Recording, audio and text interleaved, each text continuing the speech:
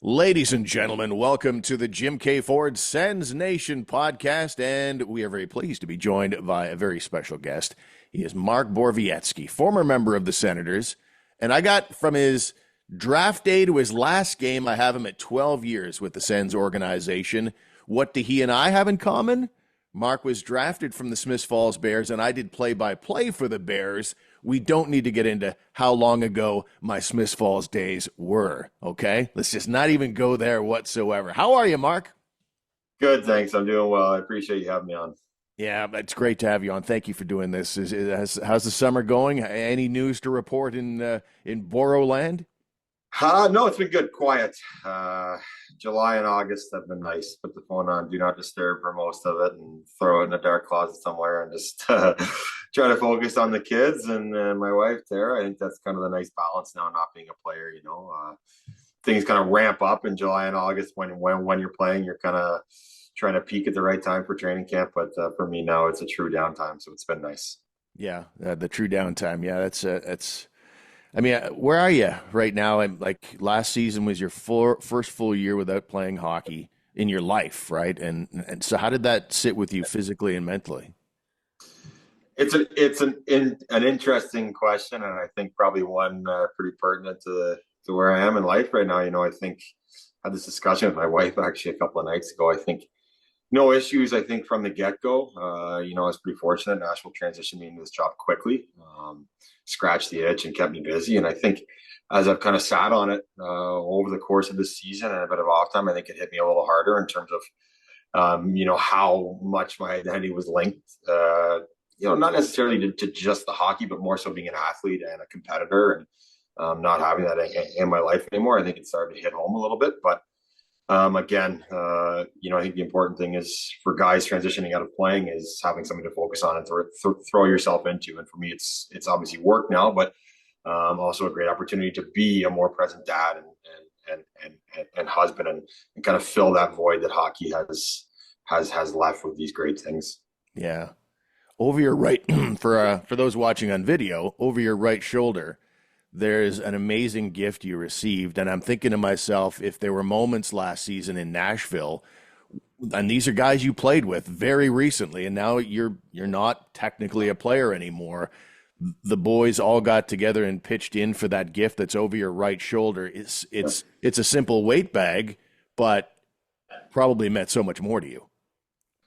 It does. It was so personal, and it wasn't just the players.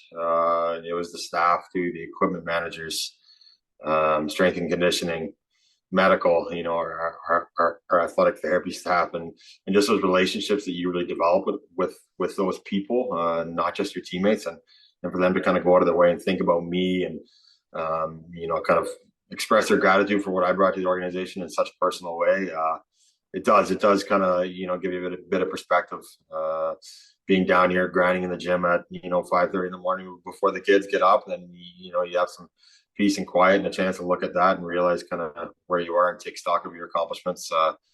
It's pretty special. And Steve, I think you've probably been around the game long enough. You hear a lot of guys say, those equipment guys and those athletic guys, strength and conditioning guys. That's like your true support system in the dog days of hockey. Like those guys are professionals in what they do, but they're also kind of like part-time therapists. You spend so much time with those guys and they're sounding boards for you. And I think it reminds me also of those relationships.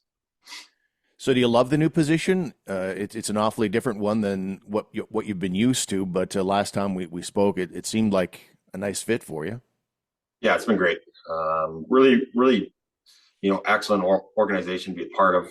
I think I probably mentioned this last time to you. My bosses, Scott Nickel, kind of my direct boss, AGM, Director of Player Development, longtime player in the league, family man, Barry Trotz. I think the name probably speaks for itself in terms of his values and what he believes in. And they're very accommodating towards me and kind of that family balance, but at the same time, very inclusive of me, in my opinion, and kind of the work I'm trying to do. And, Scott Nickel kind of laid it out for me when I first took the job. He's like, it's not really anything different than what you're doing as a vet in the league. He's like, you just don't put the equipment on now. I think that kind of makes it a little easier to digest and a little more relatable. And it's true. It's the beauty of player development is you kind of touch on all things. There's a little bit of management involved, the hockey ops side, there's a bit of the coaching side. And I have to say too, Andrew Burnett and his staff in Nashville, just incredibly inclusive of me. Spend kind of a lot of time boots on the ground in their offices, seeing the work they do, the way they view the game. And I think it's important for me. It keeps my eyes sharp. I think every year you're out of the game as a player, the game kind of moves you by a little bit in terms of your appreciation for what goes into sort of those like small, minute details the coaches and players put into it. But in terms of being able to evaluate kind of from that like higher 400 suite level when I'm writing reports to then have the morning experience of being in the coach's office and seeing what they're hemming and hawing over kind of keeps my eyes sharp. So I'm very appreciative of all the work that they, encourage me to do. I had a chance to sit with Jacques Martin in the stands at a practice and talked a little bit about how players have changed throughout the years. And obviously he's seen a dramatic change because, well, he's 71 years old. Have you seen a change from when you were breaking into the NHL to the players you're seeing now coming into the NHL? Are they any different or are they pretty much the same? I think there's a difference. I think, not to go down a rabbit hole, but I think you look kind of like societally, I think this next generation coming up, they have different wants, needs, desires. I think gone are the days of like, sort of pushing a guy's buttons or, I guess you could just call them manipulating players to get the outcomes that you want. I don't think that really flies anymore. I think guys sniff that out. And I think, credit to older guys in the league. I think they sniff that out too when younger guys are being treated that way. So, there's really no place for that anymore. I think for the most part, for me, I view it as positive reinforcement, positive encouragement. I think you accomplish a lot more working with a young athlete by being positive and building trust and building a relationship. And then I think when the time comes, maybe have a more difficult conversation or be a little more critical. I think the fact that you've built that trust and that relationship on the front end, I think, allows that athlete to appreciate that what you're telling them is coming from a good place and for their own good. And I think that's, for me, kind of, I've found the correct way to approach it so far in my career. Yeah, it's a tricky balance though, right? Because what's that old saying, mistaking kindness for weakness. A lot of taskmaster type coaches have success, usually in the short term. But then if you go too far the other way and you're too kind, you maybe don't get the respect that you probably should get. Would you buy into that? Yeah, like two thoughts on that for me. I think, thought one, maybe even walking back a little bit, is you don't want to create, external validation as a crutch for these young athletes. Right. I think if it's always like, hey, they're looking to you for positive reinforcement or validation, you want them to be able to stand on their own 2 feet too. Like you got to give these guys credit. They're incredibly strong, resilient young athletes, and I think you don't want to do them a disservice by acting like they're fragile and need reinforcement all the time. And then, to your point, again, a shelf life on kind of those like traditional hard-nosed coaches for sure. I think probably for me, it's like, how do we create lasting habits, lasting positive qualities in a person's game? And their habits off the ice. And I'm not sure that kind of like 1-2 year shelf life approach, squeeze everything we can out of these guys and kick them to the curb, is necessarily the right way to do that. These young athletes are more than just an asset. They're human beings. And like, I want to help these guys. And part of that is creating these sort of lasting qualities and traits and values in terms of how they approach their life as athletes. And I think there's maybe a better way to do that than just trying to wring them out like a sponge early. I think I asked you this last time around, but just as a reset, how does it work? Like, is it a challenge given that you live in the Ottawa area and obviously they're based in Nashville? Yeah, I think there's pros and cons. Maybe it's just me trying to justify my living situation, but I think one thing that I've noticed this year and try to be mindful of, I was doing 2-week stretches in Nashville, and I think by the end of those 2 weeks, your voice is a little less novel, a little less exciting for guys. I think you want to, for me in my role as a development coach, not as a coach, I still want to have that separation from the coaching staff because I want guys to feel comfortable coming to talk to me. And I also want them to be excited to see me. A lot of times in the dog days of the year, after the All-Star break, whatever it is, you're grinding or, you're going through a rough patch. I think having a fresh face and a fresh voice who you're excited to see, excited to talk to, and excited to unload on, I think that is kind of the beauty of that development role. I think too much time in the coach's office and you start to view as a coach, and rightfully so. I want to make sure there's that clear kind of delineation between what I do and what the coaches do, but at the same time, we're all working together towards that same goal, if that makes sense. So I think that's kind of the positive of living in a different city, is you do come in and out a little bit, or a lot, obviously. And again, it just sort of creates that like fresh sort of novel situation for guys to want to come talk to you and see you and really interact with you. I've always thought of you as like a natural helper. Like we're seeing it here in this development role that you've got going here. You see it in the amount of charity work you do and how involved you are in the communities that you live in. Where does that come from? Is that like instilled by your parents? Is it something you naturally learned through childhood or circumstances? Can you give us some background on why that's important to you? I appreciate that. My head's not going to fit in the screen. You're saying doing nice things to me there. So that means a lot, and I think it starts, I think, from parents, the values and beliefs and qualities that your parents have and instill in you. And, I'm not saying that's always the case, but I think for me, that's a huge part of it. I was fortunate enough to find a partner in life, my wife, Tara, who has those same values and helps me grow those. And now having children, I think it reinforces those even more for me, because it's like I want to show my children that those are the values that I want them to have and expect them to have. I think part of it too is I've always just been a bit of a foot soldier. I just kind of want to put my head down and work, and kind of a task oriented guy. And I think, when I decide I want to do something, I want to do it and I want to work towards it.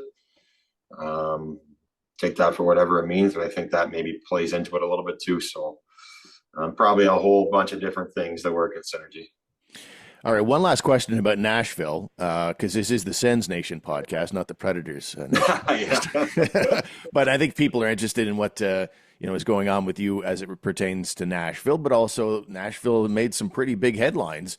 Like you guys got Steven Stamkos, Jonathan Marchessault, Brady Shea, and some other guys as well. The organization must be pumped. Yeah, I think a really exciting chapter for us starting now. Nashville is a desirable place. Not just to play right now, but just in general in North America, a very desirable place to be, to spend time in. And I think more and more guys want to come play there. There's a definite attraction to being there. And I think when you get a quality person at the helm, like Barry Trotz, I think that's kind of the cherry on top, right? Guys who've played a long time in the league, who are very well established, who have the body of work that Marchessault, Stamkos, Shea do. You get to be choosy. And part of that calculation and being choosy, I think a lot of times is, what's the leadership like in the organization that I'm going to? Barry Trotz, again, the name kind of speaks for itself. Accomplishments around the league, not just professionally, but who he's known as being as a human being, as a man. I think that attracts people too. We've got a great young coaching staff. I think they're pretty cutting edge. Not cutting edge for the sake of being cutting edge, but I think they're proactive and progressive in the right way and how they view the game. I think it's just a really good package to be a part of now.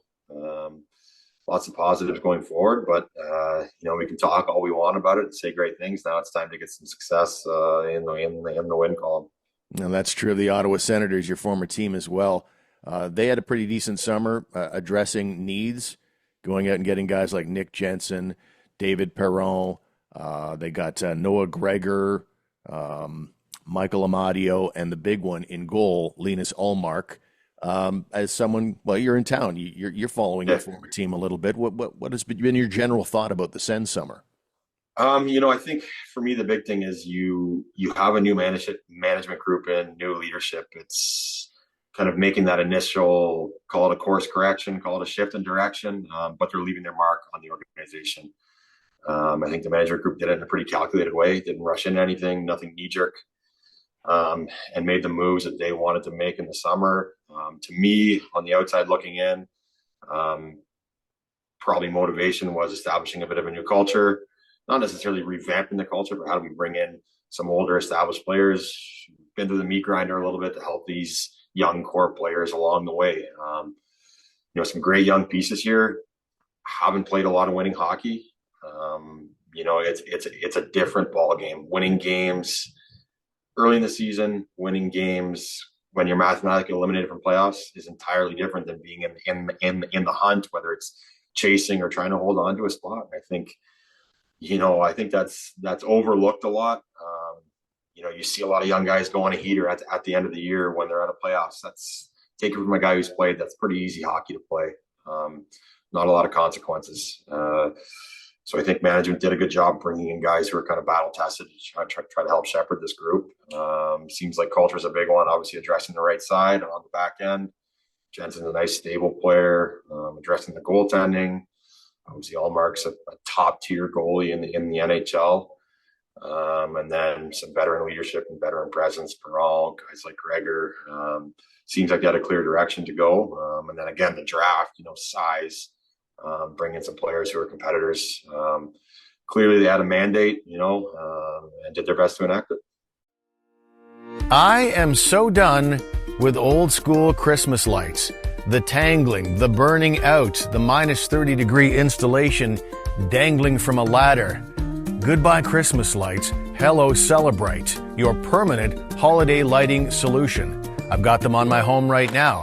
When it's daylight, they're absolutely invisible. But at nighttime, things come to life. Right now, with the beautiful weather, we're looking forward to Canada Day. And of course, the classic colors of Christmas. You can really make the lights dance, all controlled from your smartphone. And on those nights when there is no occasion or holiday, you can roll with just a beautiful, subtle white light. And the installation team from Celebrite Ottawa was fantastic.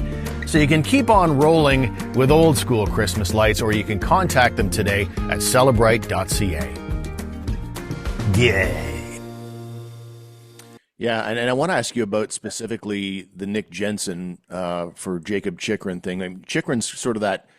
He's probably got more flash, and he'd be the guy that's the bigger name. But then you bring in Jensen, like everything you just talked about. There's a clear intent there. And without asking you about him specifically, you were a shutdown defenseman yourself. Is that? And you're probably biased when I ask this question, but is that maybe the most undervalued role in the game? Grain of salt again, because it's coming from me, but yeah, and I think it's obvious now. What's every team in the NHL doing? For the most part, they're trying to beef up their bottom three defensemen and find guys who can defend. I've kind of hemmed and hawed over this a lot. I think when I was playing, it was kind of the advent of analytics, and I'm in my new role. I'm a proponent of analytics and data. I think it's a great tool and a great resource.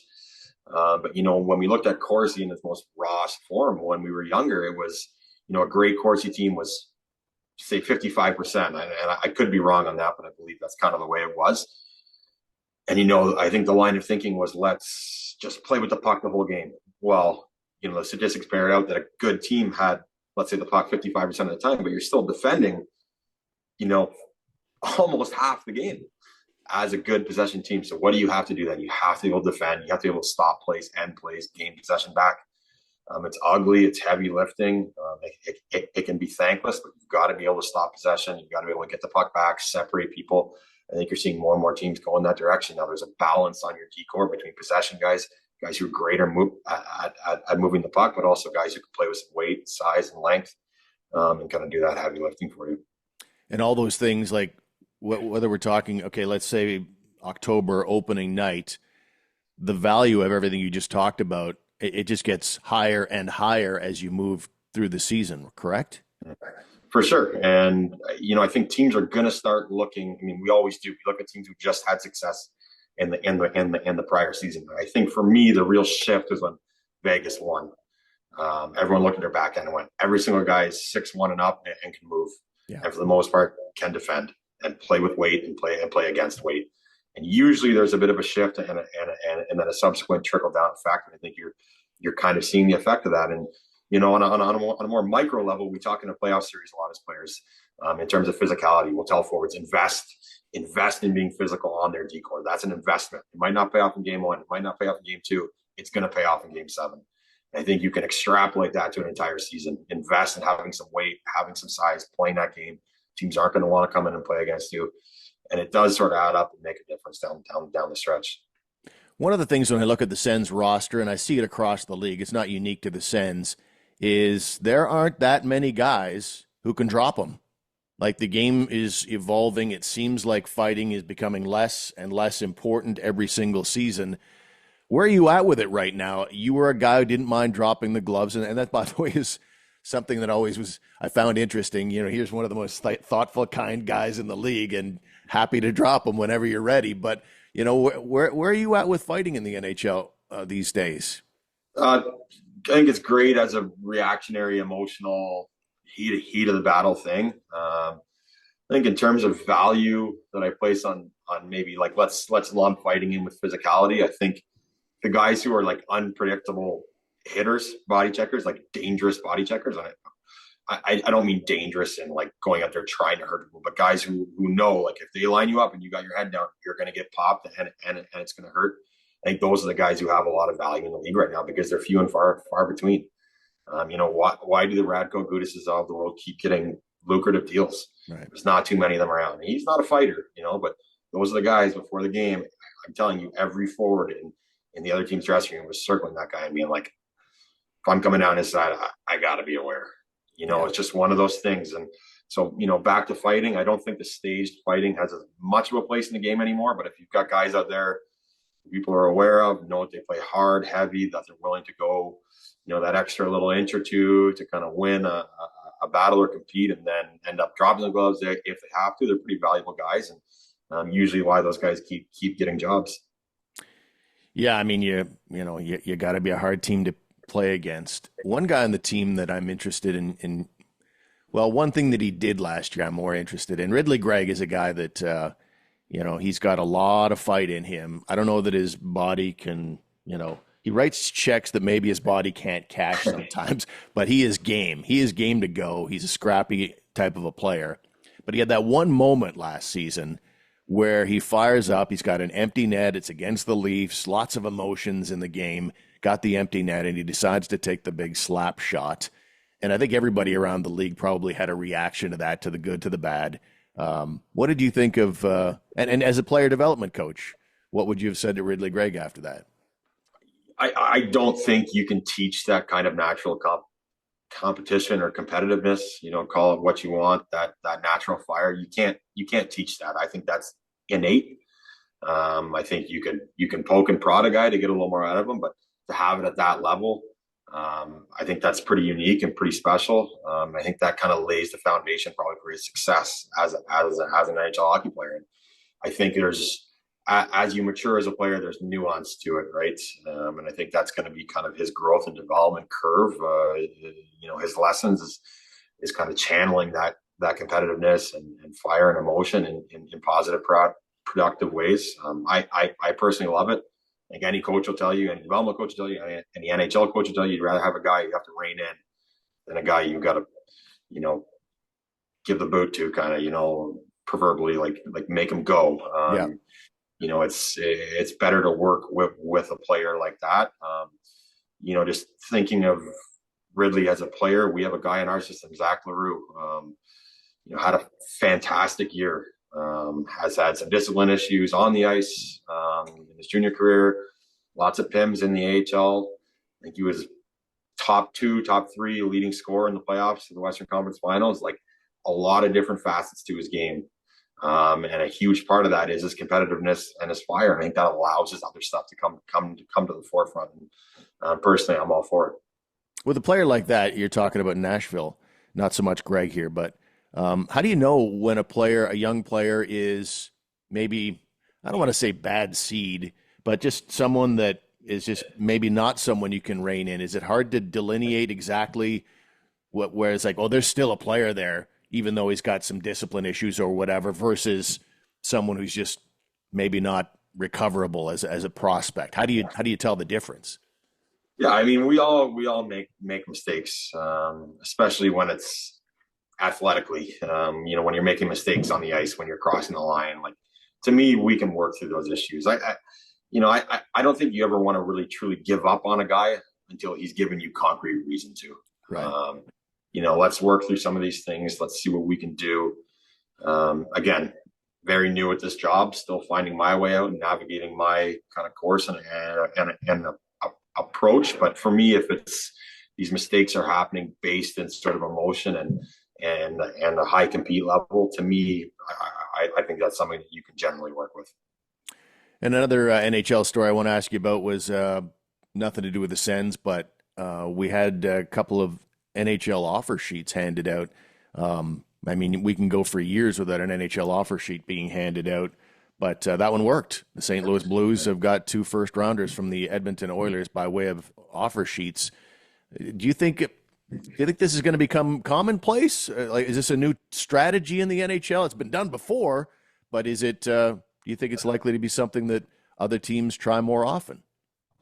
I'm curious too. Obviously, as a spectator, it's exciting when you're not one of the parties involved. You're like, No doubt, wow, no doubt. this is a great news story. I'm curious whether because it was successful, if it does make it more prevalent. If it hadn't have been successful, does it maybe not stick in people's minds the way it does now? You acquire 2 promising young players for a pretty minimal return. So I don't know. Maybe there's some GMs out there who are a little more wary of their RFAs. Who knows? But again, I can't say definitively one way or the other, but I am curious to kind of follow it too. Yeah. All right. To wrap things up, I wanted to ask you about this because I brought the Bears up at the start of the show. When you played for the Bears, did you have any inkling that you'd be here at 35, looking back on a fine NHL career? Like, what was your headspace when you were with the Bears back then? Was this even a dream for you at that stage? Yeah, it's a good question, and I'm glad you asked it. I'd actually started the process of going to RMC. So not to like rehash or give a poor me too much, but I wasn't drafted to the OHL in my draft year, Bantam draft, whatever it was. I wasn't even drafted into the CJHL, the Tier 2 league, what is now the CCHL that year. I was passed over. There was teams in the late rounds literally passing on picks. Wow. Not drafting me. It was a 7th round pass, whatever. Like, we don't want to pick anyone. So that year I went into major midget then, which back then was a big like, oh, you're never going to play. You're playing major midget.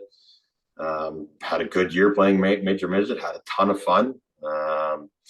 Got drafted by Smiths Falls, I think it was the 1st round then.